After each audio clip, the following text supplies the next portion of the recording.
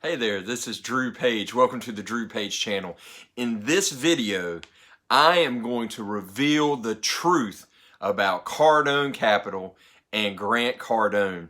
A couple weeks ago, I attended the Grant Cardone Real Estate Summit. One of my goals was to meet a billionaire and introduce myself to a billionaire. And so the first person that came to my mind after doing the analysis for Undercover Billionaire was Grant Cardone. So I took my family down on a trip to Miami and attended the 3-day real estate summit for about half the time. While I was there, one of the attendees that I got to know sent me a text after I'd left, and they said, "I want a lawyer's perspective. Do you think that Grant Cardone is a scam, or do you think he really has something to offer in the real estate space?" I've seen several other videos, claiming Grant Cardone is a scam, Cardone Capital is a scam, Cardone Capital exposed, and I saw countless videos about the lawsuit that was filed against Grant Cardone, but I didn't see any videos talking about the motion to dismiss that was filed on behalf of Grant Cardone, where Grant Cardone won the case. And I think the reason is because no one was able to find a copy of the court order. Well, I have a copy of the court order granting Grant Cardone's motion to dismiss in the United States District Court, Central District of California. So I'm going to give you a little bit of information about this. Some of it's dry, but if you follow this video all the way through, not only will you learn a lot about Grant Cardone, but you're going to learn a lot about investing. You're going to learn a lot about syndication, what that means, and how you can make money, or how the syndicator, in this case Grant Cardone, makes money. And it's also going to help you to remember some really key principles about investing that you need to keep in mind. So follow this video all the way through. I promise you, even though some of it may be dry, it has really good information about the SEC. It's got good information about circulars, offering circulars, and things of that nature. So hang tight all the way through. If you find some value in this video, please subscribe to my channel and like this video to help with the algorithm, and put in the comments what you agree with, what you disagree with, what you like, what you don't like, what you'd like to hear more of, maybe some other breakdowns like this. But I want to reveal the truth about what happened with the Grant Cardone lawsuit that no one else has talked about on YouTube. So the case is Louis Pino, that's L-U-I-S, Pino, P-I-N-O, versus Cardone Capital, LLC, and several others. And the court lists the defendants. It's defendant Cardone Capital, LLC, Grant Cardone individually, Cardone Equity Fund 5, LLC, and Cardone Equity Fund 6, LLC. So all of those entities represent the defendants in this case, which in this case is Grant Cardone and his enterprises. The court found that the decision could be made solely on papers alone. So in other words, they didn't argue the case verbally in front of the judge. Instead, the judge made a decision based on the papers only. If there was some question, there was some concern that the judge had, then he could call the lawyers in for oral argument. But to the judge, this was such a clear case that he could make the decision based on the briefs and the oppositions and the replies and all those things. So keep that in mind. The court then goes into some of the background of the case. So the plaintiff, Louis Pino, was an investor in Cardone Equity Fund 5 and Fund 6. And those were for the purpose of acquiring real estate assets throughout the United States. So these are like the funds that you see Grant Cardone advertising now for accredited and unaccredited investors to invest $1,000 into his assets and things of that nature. That's what this is doing. And the plaintiff was an investor. He invested $5,000 in Fund 5 and $5,000 in Fund 6. So a total of $10,000. He claims in the complaint that the defendants, Grant Cardone and his enterprises, were misleading in their statements, in their offering materials, and in the offering circulars. He says, the judge says that Grant Cardone founded Cardone Capital in 2017 and is its sole manager and chief executive officer. It says Cardone also founded Cardone Real Estate Acquisitions LLC, which is the Cardone Capital acquisition arm in 1995. It says at the time the funds were created, Cardone was managing a multifamily real estate portfolio consisting of over 4,500 units in 20 communities valued in excess of $700 million. So at that time, when the complaint was filed, here's where we start to get into some of the meat. The judge says Cardone Capital is a typical real estate syndicator. Now, you may not know what a syndicator is, but it is a type of real estate investor where a person goes out and tries to acquire properties and then offers a portion of that as part of a fund to go out and then offer that piece of real estate for ownership to that by people participating in the fund. And the judge lays this out. It says its business activities include identifying locations or potential properties, determining if properties are suitable for purchase, creating a marketing plan, raising money, preparing the documents to be used in raising money, negotiating the purchase and financing of the properties, managing the properties, making distributions to investors, and selling or refinancing the properties and distributing profits to the investors. It says Cardone Capital offers real estate investment opportunities to what it refers to as the everyday investor through the funds. Now, I know that he has been saying that a lot on Instagram. He said he called himself the Robin Hood, or people were calling him the Robin Hood of real estate. I understand what he's getting at there, but looking at the Robin Hood stock price, I probably wouldn't want to call my fund the Robin Hood of real estate. But I understand what he's saying. He's trying to make it available to the general public, not just to the wealthy. But that's not something new that he's just now started to say. This is as old as this previous case when he originally started the Fund 5 and Fund 6 that Louis Pino was a part of. My guess is that he took a pause while on soliciting to unaccredited investors until this case was resolved, and then they refiled. The point is that the judge is explaining that he's a typical syndicator. There's nothing unusual about what he does. There's nothing off the wall about his syndication. The judge says he's a typical syndicator. It says that investments in both funds were made through offerings pursuant to Regulation A of the Securities Act. According to the SEC, Regulation A is an exemption from registration for public offerings. It has two tiers. Tier 1 for offerings up to $20 million in a 12-month period, and Tier 2 for offerings up to $75 million in a 12-month period. For offerings up to $20 million, companies can elect to proceed under the requirements of either Tier 1 or Tier 2. So there are basic requirements applicable to both Tier 1 and Tier 2, including company eligibility requirements, bad actor disqualification provisions, disclosure, and other matters. Additional requirements apply to Tier 2 offerings, including limitations on the amount of money a non-accredited investor may invest in a Tier 2 offering. So there's a distinction here between an accredited and a non-accredited investor and how much can be solicited from them and how much they can invest. And so the court has laid all that out in a footnote regarding Regulation A. It says both funds use social media crowdfunding to raise capital.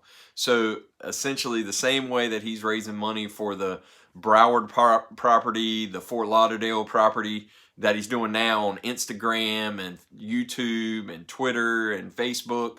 That's how he's using it to solicit this fundraising. That's what he did here as well. So again, this isn't anything new for Grant, what he's doing now. This is something that he did prior to the implementation of this lawsuit. Then the judge goes into offering circulars and what offering circulars are. So in order to comply with Regulation A, the funds were required to file offering documents on Form 1A with the SEC. On July 2nd, 2018, Grant, as the Chief Executive Officer and President of Fund 5, filed preliminary offering documents with the SEC for review and comment.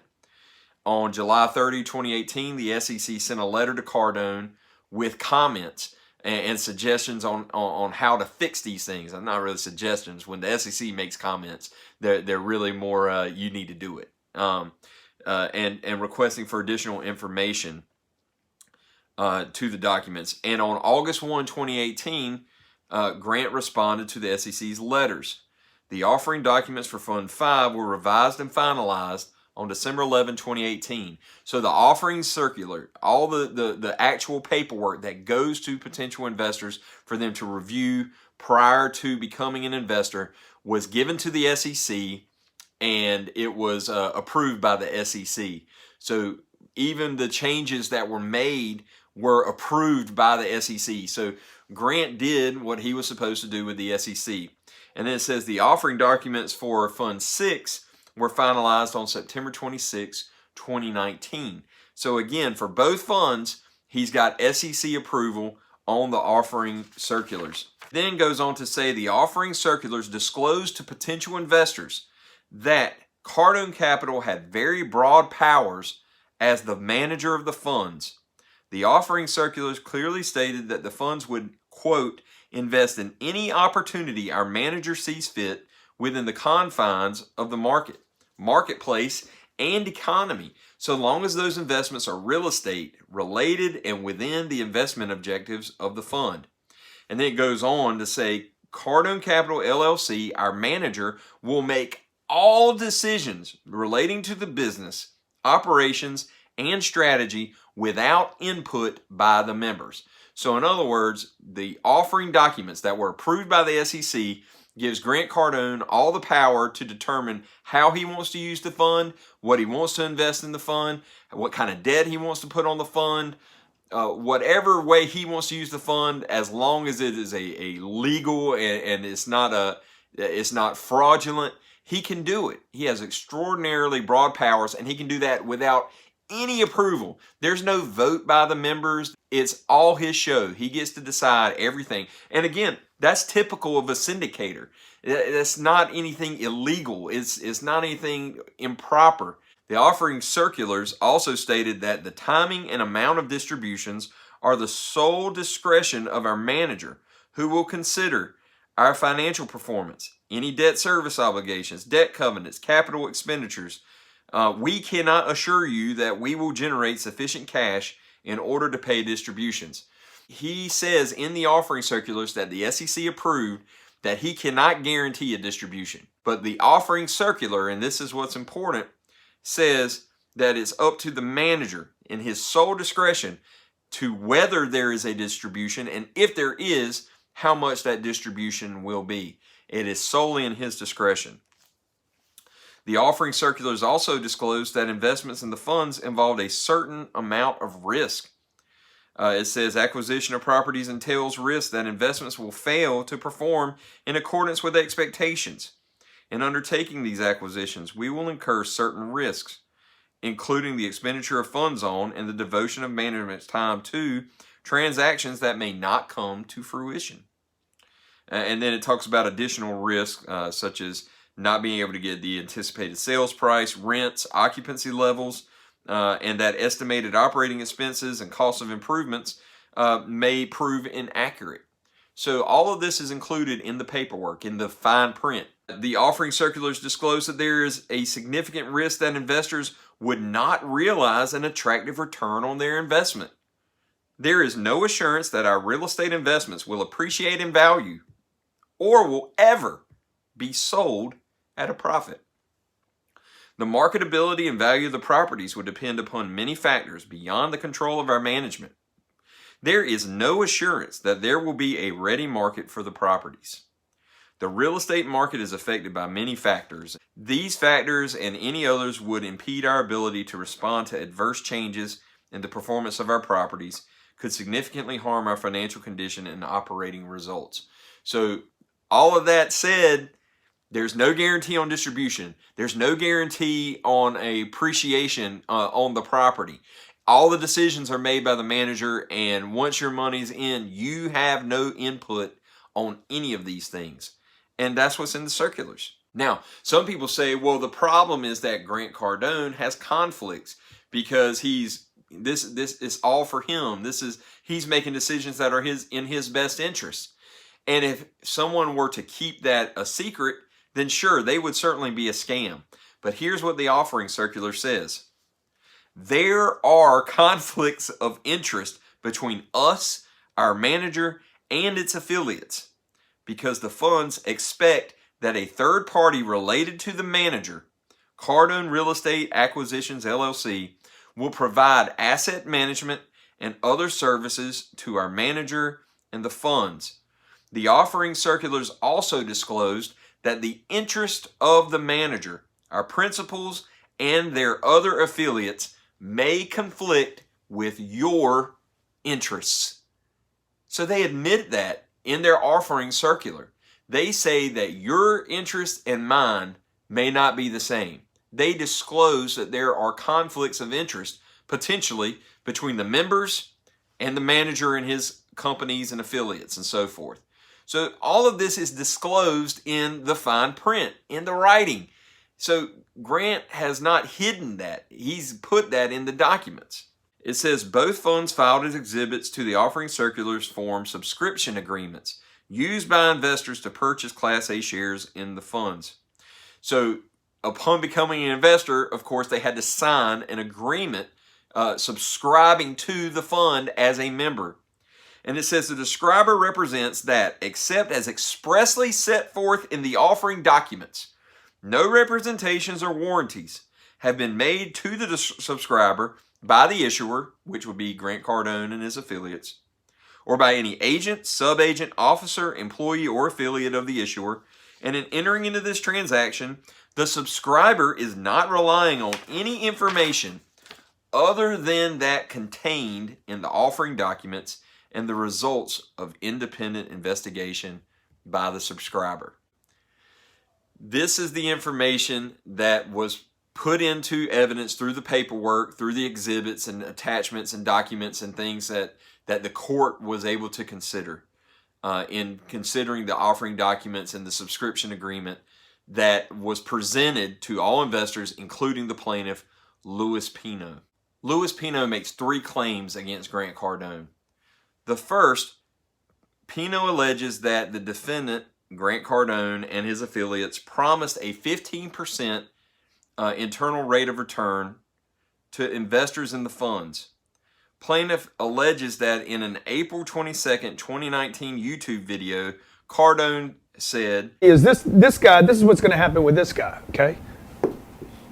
This guy, it doesn't matter whether they're accredited, not accredited, you guys can come in any way you want. I created that non-accredited fund at my expense so you guys could come in. You're going to get treated just like everybody else in the fund. At the end of the day, you are going to make 6% on your money. Okay, assuming I bought the property right, assuming it cash flows, assuming the world doesn't go to hell, you will earn 6% of your money, and then when I'm done paying you 6, I'm going to pay you another 9 on top of that. Because that's what a good uncle does. You're going to walk away with a 15% annualized return. If I'm in that deal for 10 years, you're going to earn 150% on your money. You can tell the SEC that's what I said it would be. They call me Uncle G, and some people call me Nostradamus. Because I'm predicting the future, dude. This is what's going to happen. And then Pino alleges that in a May 5th, 2019 advertisement on Cardone Capital's Instagram page, Cardone Capital promised 15% targeted IRR, monthly distributions, and long-term appreciation with respect to the funds. Plaintiff also alleges that on September 4, 2019 and October 16, 2019, Cardone Capital advertised on its Instagram page a 15% targeted IRR for Fund 5 and a 17.88% targeted IRR for Fund 6, respectively. With respect to the monthly distributions, plaintiff alleges that Grant overstated the amount of monthly distributions fund investors could expect to receive.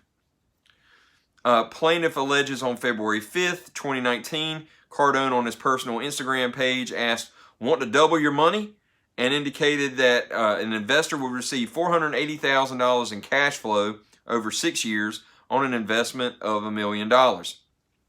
Plaintiff also alleges that Cardone Capital's statement on its Instagram page that an investment of $1 million would yield an investor $50,000 in yearly dividend income is misleading because the funds have only made a 4.5% of return to date, or $45,000 in distributions on an investment of $1 million.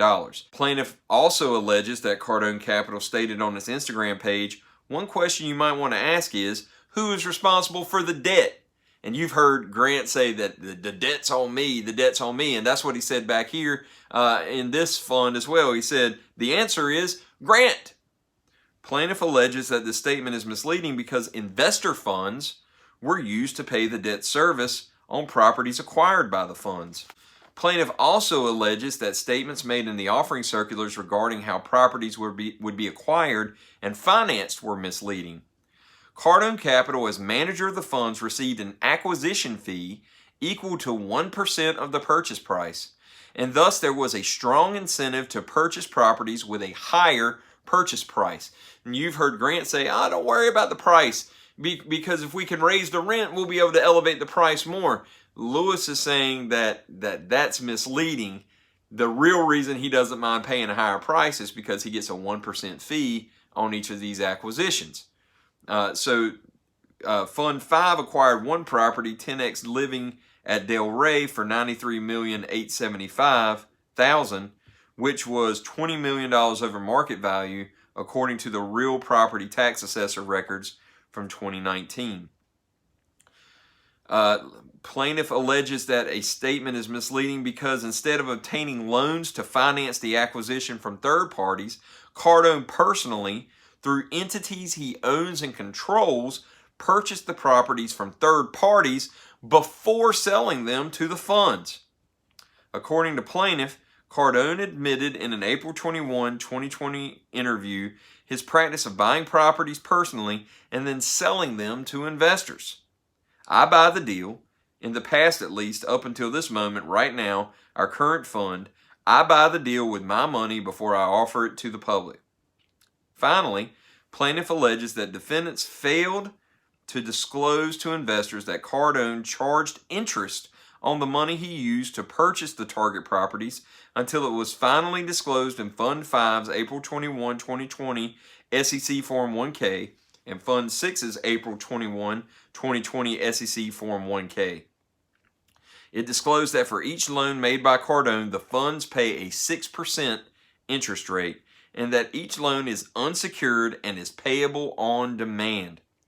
Plaintiff alleges that defendants' failure to disclose that Cardone would charge investors interest on Cardone's loans to acquire properties was a material omission because investors were contributing the necessary capital to acquire the properties, and therefore there was no apparent need for Cardone to loan money and charge interest to acquire the properties. So those are all the facts that the judge relied on and the issues as Louis Pino saw them.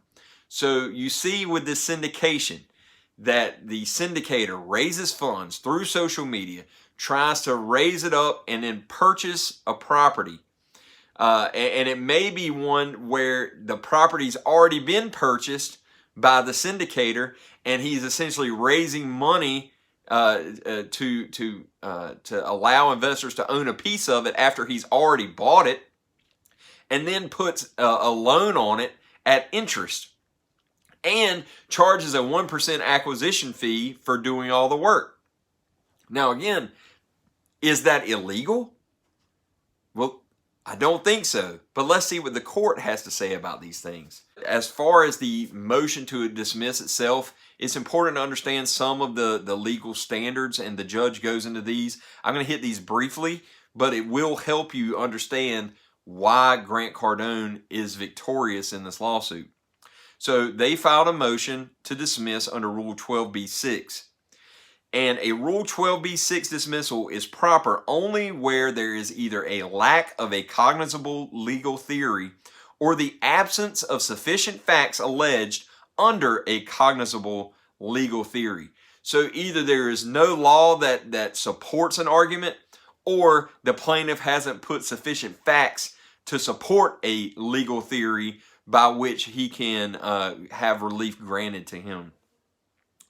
In alleging fraud or mistake, a party must state with particularity the circumstances constituting fraud or mistake. And that's pursuant to Federal Rule of Civil Procedure 9B. And if it does, the complaint must specify such facts such as the dates, times, places, and benefits received, and other details of the alleged fraudulent activity.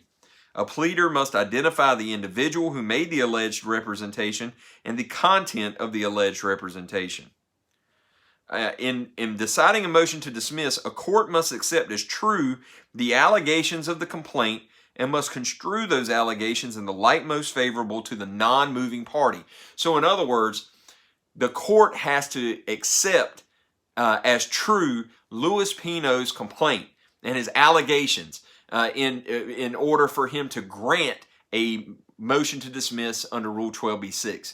So the court is going to give Louis Pino the benefit of the doubt with all of the facts that he cited. The Ninth Circuit has a liberal policy favoring amendments, and thus leave to amend should be freely granted.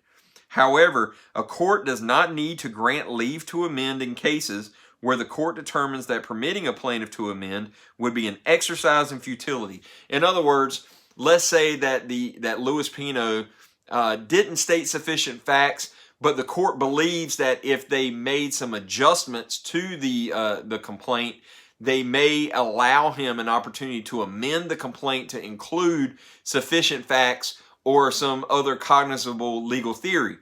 But if the court believes that even if they gave them an opportunity to do an amendment, that he would still lose, there's no reason for them to allow leave to amend the complaint. That's going to be really important in the court's ruling as well. Then we get into the actual decision of the court and how they made their decision. So the first claim that Pino makes is pursuant to Section 12A2. Section 12A2 provides a cause of action where the securities at issue were sold using prospectuses or oral communications that contain material misstatements or omissions. In order to state a claim under 12A2 of the Securities Act, a plaintiff must allege that the defendant is 1. A statutory seller, 2. That the sale was effected by means of a prospectus or oral communication, and 3. That the communication contained a material misstatement or omission. Scienter, reliance, and loss causation are not prima facie elements of Section 12A2 claims. So, the judge then breaks down 12A2 and determines some things about these claims. The first thing that they determine is that the Rule 9B that requires a plaintiff to state with particularity claims of fraud does not apply to Section 12A2 of the Securities Act because it is not a claim of fraud. And so for those who say Grant is a fraud, he's a scam, the court's saying that even the plaintiff isn't arguing that at this point. It says, although allegations of fraud are not required to state a claim under Section 12A2, a complaint must meet the heightened pleading requirements under Rule 9B if the claim nevertheless sounds in fraud. So essentially, even if you don't use the magic word fraud, if the claim that you're making sounds like you're saying someone was being fraudulent, then you have to plead with particularity. It says, a claim sounds in fraud where a plaintiff alleges a unified course of fraudulent conduct and relies entirely on that course of conduct as the basis of a claim. In addition, a plaintiff cannot evade the pleading requirements simply by avoiding the use of the word fraud or alleging that the claims do not sound in fraud. And it said that the defendants have not argued that the allegations of the complaint sound in fraud. Accordingly, the court concludes that plaintiffs' amended complaint does not necessarily sound in fraud. Now, that word necessarily is interesting because he's going to go into the judge is going to go into some more detail there. But the bottom line is that the court is not making its ruling based on the heightened pleading requirement, which would mean that Louis Pino would have to overcome a high hurdle in order to satisfy the court. Instead, the court's given him every benefit of the doubt. He's giving him the lower pleading standard and saying, you don't have to reach this. You just have to reach this little bar of the complaint. And so the court is setting Louis Pino up for a fall. Then it goes to the bespeaks caution doctrine. The bespeaks caution doctrine protects affirmative, forward-looking statements from becoming the basis for a securities fraud claim when they are accompanied by cautionary language or risk disclosure. The cautionary language cannot be so generalized in nature that a reasonable jury could nonetheless find the prospectus misleading. So in other words, a person that is making a forward projection, like when Grant Cardone is saying, hey, we're going to get 15% out in the future, that is a forward-looking statement. The bespeaks caution doctrine protects that language so long as it's accompanied by cautionary language or risk disclosure. The language bespeaking caution must relate directly to that as to which plaintiffs claim to have been misled. It is meant to minimize the chance that a plaintiff with a largely groundless claim will bring a suit and conduct extensive discovery in the hopes of obtaining an increased settlement. Plaintiff alleges three categories of material misstatements or omissions: the 15% IRR, the likelihood and amount of cash distributions, and the acquisition and financing of properties by the funds. The court concludes, for the reasons discussed, that plaintiff has failed to adequately allege material misstatements or omissions with respect to any of the three categories. Again, remember, this is under a lower standard. Louis Pino only has to overcome this low pleading standard, but the court is saying even with this low pleading standard that he has not alleged any of these three claims sufficient that he should not have the motion to dismiss granted against him. Grant Cardone and his affiliates and his attorneys argue that the defendant's statements that in regard to the 15% return are not sufficient for three reasons. They say, first, it's devoid of facts that the projection was not in good faith. Secondly, the bespeaks caution doctrine requires dismissal. And third, the projection is immaterial puffery. Now, you may have heard of the phrase puffery before. There was a big lawsuit when Papa John's used the slogan, better ingredients, better pizza, Papa John's, and they were sued, I believe, by Domino's. I have to follow up on that, but the argument was that it was just puffery. It wasn't. It was just something to, obviously the ingredients are not better. I mean, it's just puffery to get people excited about things, and that was their defense. And that's what Grant Cardone's defense is here. It's just puffery. When I say it's going to be 15%, it's just puffery. You don't have to worry about it. It's just puffery. So the court then goes on to take each of these claims and explains how they apply in this case. It says, in the Ninth Circuit, for a projection to be actionable, a plaintiff must allege the speaker does not genuinely believe the projection. In other words, that they're not saying it in good faith. 2, there is no reasonable basis for the speaker's belief. Or 3, the speaker is aware of undisclosed facts that undermine the accuracy of the projection. In this case, plaintiff does not allege that defendants did not believe the accuracy of the 15% annualized projection, or that defendants were aware of undisclosed facts. In addition, the court concludes that plaintiff has failed to allege that defendants had no reasonable basis for defendant's statements. Plaintiff simply alleges in conclusory fashion that there is no basis for that statement. The complaint does not allege a single fact that would undermine defendant's projected internal rate of return.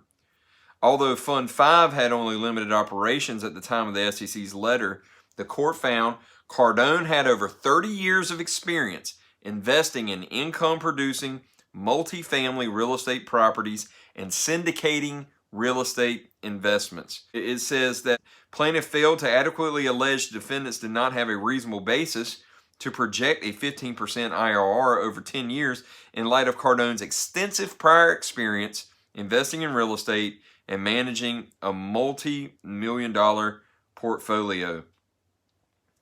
And the interesting thing about the sounds and fraud that I mentioned previously, in the footnote, it says, if plaintiff were to allege that defendants did not believe the 15% annualized IRR, or that defendants were aware of undisclosed facts undermining the projection, his complaint would sound in fraud, and he would be required to satisfy the pleading requirements of Rule 9b. So the court kind of turned that around on the plaintiff and said, well, if you want to argue those things, you can, but then you have to have the heightened pleading requirement. And I don't think that's going to work out too well for you. In footnote 10, I found this interesting. It says the court also concludes that defendant's statements regarding a projected IRR are inactionable puffery. So the court found that Grant Cardone's statement about a 15% return was inactionable puffery. It says the statements made by defendants in this case regarding the projected IRR are nothing more than soft puffing statements. So then it goes on to say the court concludes that defendant statements regarding a projected 15% IRR are not actionable because they're protected by the bespeaks caution doctrine. It says the subscription agreement that was signed by every fund investor included a detailed section of risk warnings, informing investors that the estimated returns may not be realized. It says, for example, the offering circular for Fund 5 disclosed that we may never become profitable or generate any significant amount of revenues. Thus, investors were warned that the IRR may not only be less than 15%, but potentially zero. So the fine print in the offering circular said, we may not get this.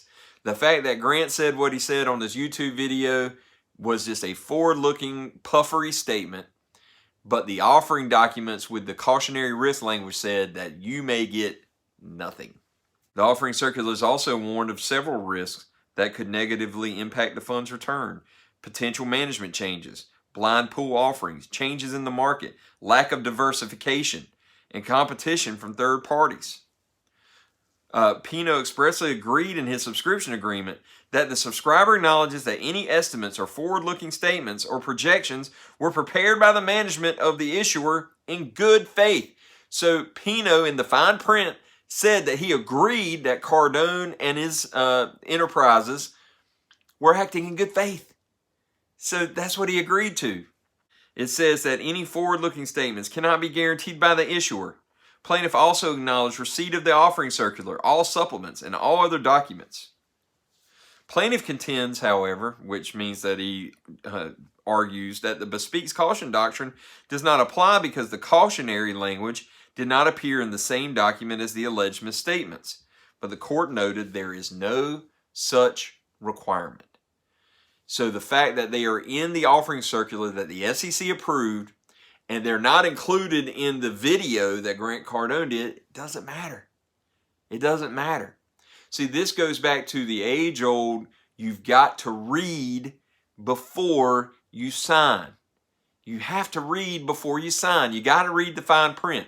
My wife gets on me all the time because it doesn't matter what we're buying. It could be a cell phone. It could be a TV subscription. Whatever it is, I'll read it, even if it's boilerplate, because there may be something in there that I don't agree with. And I want to make sure that before I sign my name to something, that I haven't agreed to something that I don't really agree to. And it doesn't matter what you're investing in, folks. You've got to read the fine print. You can't just trust what people say. You have to trust what you sign. Let me say that again. You don't trust what people say. You trust what you sign.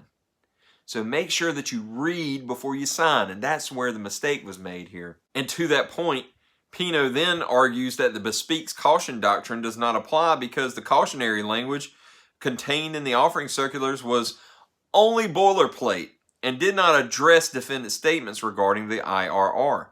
But the court notes that the cautionary language did, in fact, address the IRR. It says, we are an emerging growth company organized in May 2018 and have not yet commenced operations, which makes an evaluation of us extremely difficult. At this stage of our business operations, even with our good faith efforts, we may never become profitable or generate any significant amount of revenues. Thus, potential investors have a possibility of losing their investments.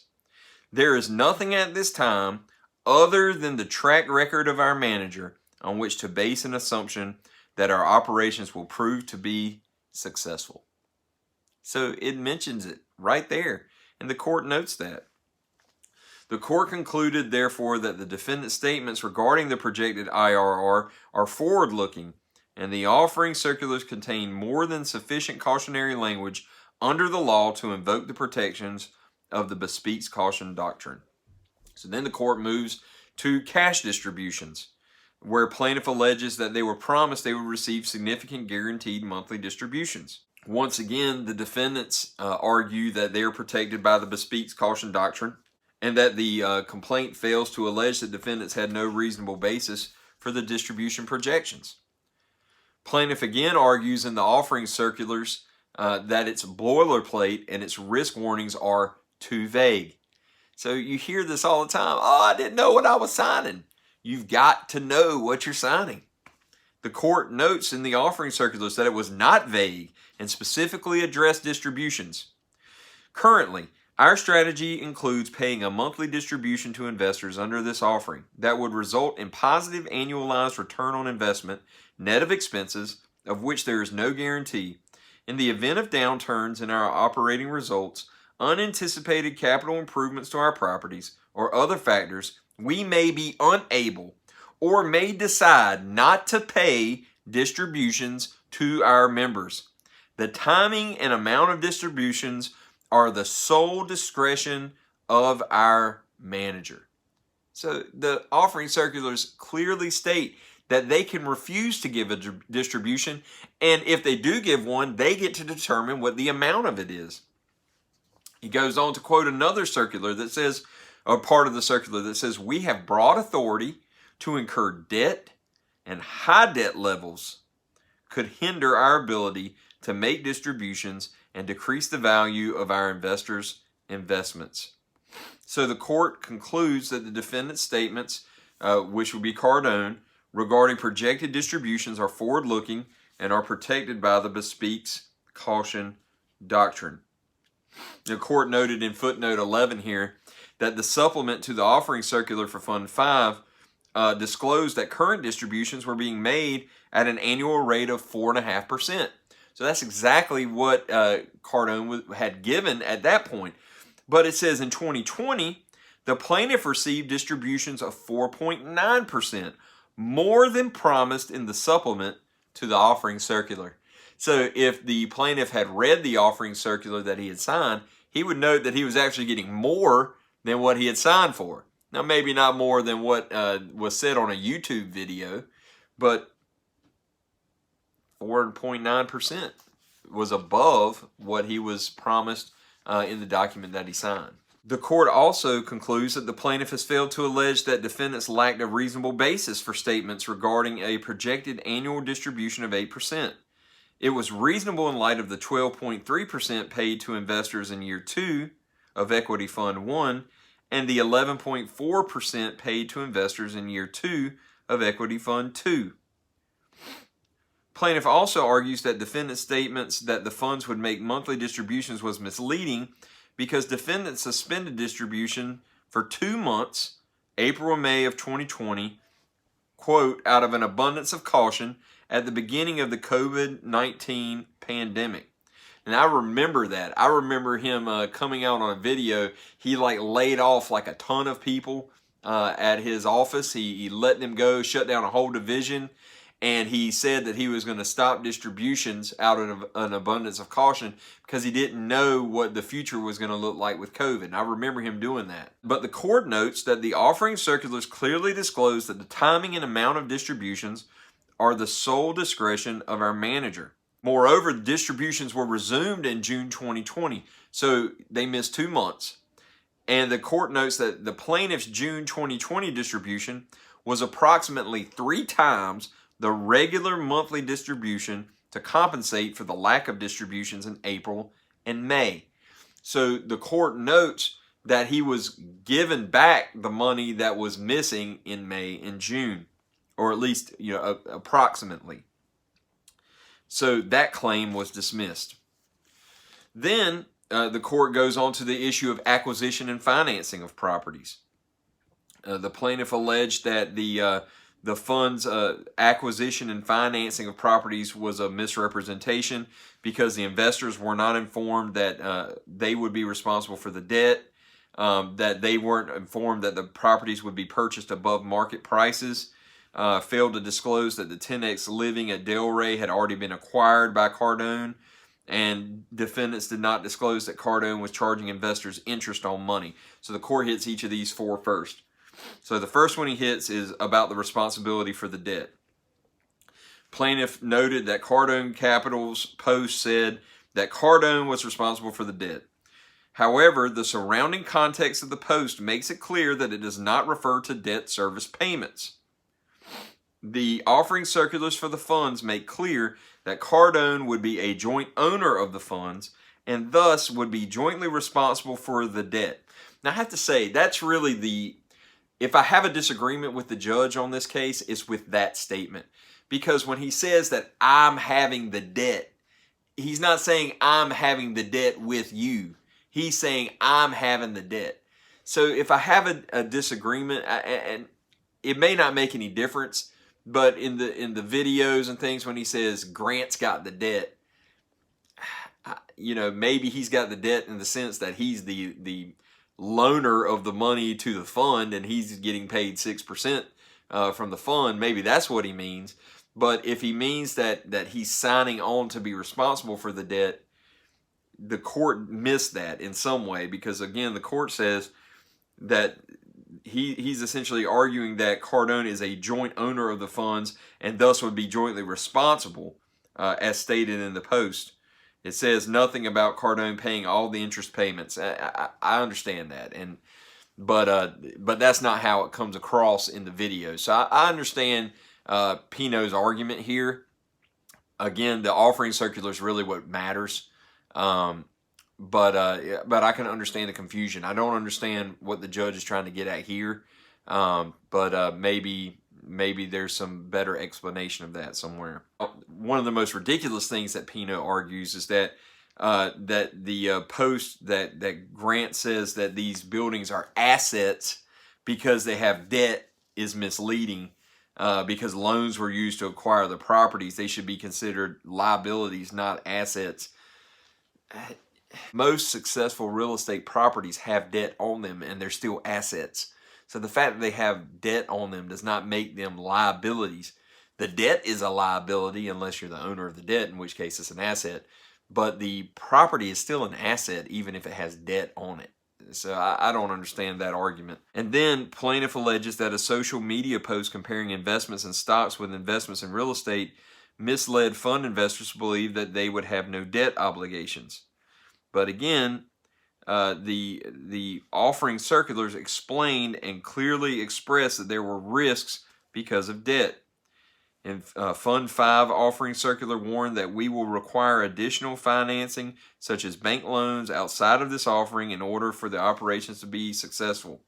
And then they re-quote again, we have broad authority to incur debt, and high debt levels could hinder our ability to make distributions and decrease the value of our investors' investments. The offering circulars included a comprehensive section entitled Financing Strategy, which explains that financing between 60 and 80% of the fund's real estate investments is part of its fundamental business strategy.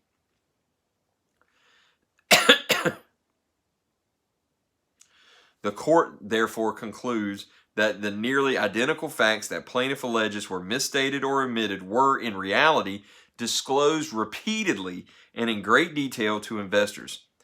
And the court says this, and this is the part that you've got to really listen to and get in there, okay? Even if the social media posts were misleading, the court concludes that plaintiff's claim would still fail because the social media posts are immaterial in light of the robust disclosures in the offering circulars. You can't believe everything you hear on YouTube. I just can't believe that. That is just so shocking. You can't believe everything that someone promises you on YouTube. You have to read the fine print. And if you don't want to read it yourself, then you need to pay a lawyer or get someone who's understanding in these areas to explain it to you so you understand what you're getting into. If the only reason you're investing in something is because you watch somebody on a YouTube channel that you've fallen in love with and think that they can walk on water in investing, then you get what you deserve. Okay, you get what you deserve. You have to read the documentation. And the court is just yelling this out. You can't just believe everything you hear on social media. It used to be you can't believe everything you hear on TV. Now it's you can't believe everything you hear on social media. So understand that. You can get a lot of good information on YouTube. You can get a lot of good advice and tips. But when it comes to putting your money down on something, you better read the fine print. The court then goes on to the issue of acquisition of real property. Plaintiff admits that Cardone Capital's 1% acquisition fee was clearly disclosed in the fund's offering circulars. Plaintiff admits that he is unaware of the prices paid for any of the fund's properties except for the 10X Living at Delray. And the court says that this allegation that the one property at Delray was elevated above market price and therefore was misleading. This type of unsupported allegation fails the basic pleading requirements of Rule 8. So not only just the heightened pleading of Rule 9, it says it doesn't even meet the basement of Rule 8 pleading. It says plaintiff bases the market value of 10X Living at Delray on the tax assessor records from 2019. But plaintiff has failed to allege any facts indicating that the tax assessment value reflects the actual fair market value of the property.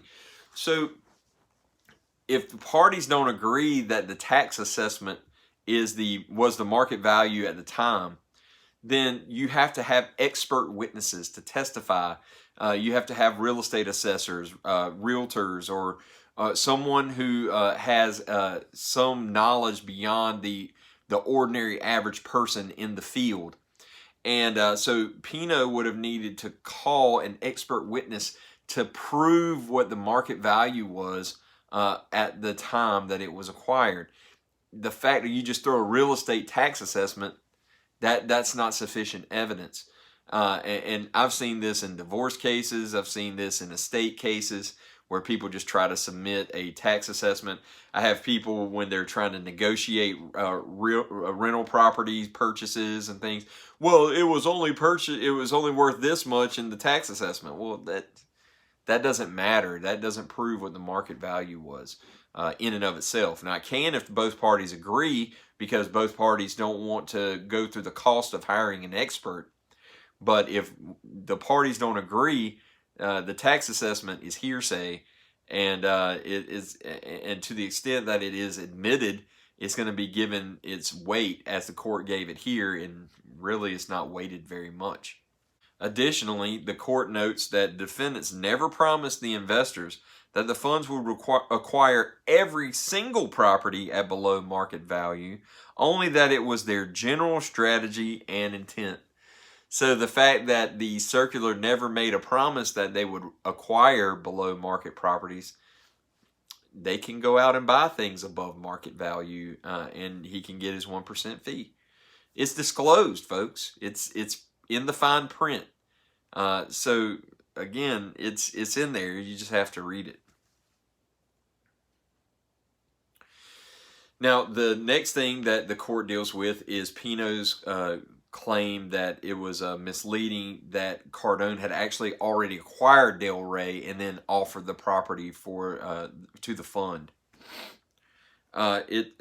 He says plaintiff alleges that the offering circulars failed to disclose that this property had been purchased by Cardone prior to the original filing date. But based on plaintiff's own timeline, the 10X Living at Delray property was not acquired by Fund 5 until after the original offering circular was filed. After the acquisition of the 10X Living property and before plaintiff's investment, Fund 5 filed Supplement Number 1, so another document, which was incorporated into the offering circulars and which specifically disclosed that the Delray property would be acquired along with other specified properties by Fund 5. So the plaintiff's allegation is entirely contradicted by the offering circular. So even if he had read the original offering circular, he wouldn't have seen that. But before he put his money into the fund, Cardone had entered a supplement 1 and provided that, and in it, it said that they would be acquiring that property. So you don't just read the original offering circular, you also have to read all the amendments to it and things of that nature.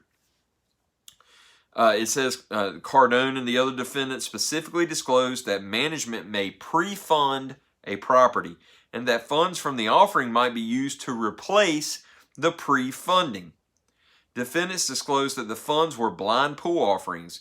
In other words, that investors would not be able to examine the economics of the investments made by the funds. So you can invest, you can put your money in, but you have no right to understand any of the economics behind it. They may be pre-funded, and that's all you get to know.